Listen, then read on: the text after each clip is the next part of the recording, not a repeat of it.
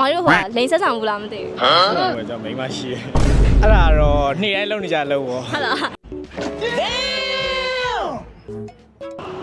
ဟာ What ကိုမိဘတွေလိန်ညာပြီးတော့ကွာအဲ့ဒါတော့နေ့တိုင်းလုပ်နေကြလို့ပေါ့ဟုတ်လားဘလို့လိန်လေးရှိလဲ ပြင်သွားတယ်နောက်ကျတယ်ဆိုဘယ်သွားနေရလဲဆိုအလောကအခုမှပြန်ရောက်တာပေါ့အဲ့လိုမိဘတော့မလိန်ဖြစ်ဘူးပေါ့ပြောမဆိုခုနောက်ပိုင်းမိမရတော့မိမတော့လိန်ဖြစ်တော့အဲ့လားဆိုရင်ကိုလိန်ဦးသမျှထဲမှာကွာအစိုးဆုံးလိန်ညာမှုကဘာဖြစ်မလဲဟိုအိမ်ပတ်စံလိန်တော့ဝယ်ကြလေးရှိလို့ဆိုရင်အကြီးဆုံးလိန်ကြမှုပဲဖုန်းပြောက်သွားတော့ဖုန်းပြောက်တယ်မပြောရင်လည်းဖုန်းကိုရောင်းလိုက်တယ်ဆိုပြီးပြောလိုက်တယ်လိန်ပြီးတော့ဆက်ဆံတာကောင်းလားမကောင်းလားလိန်ဆက်ဆံတာ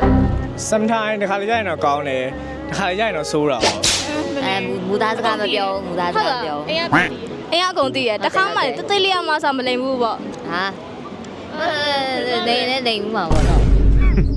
Women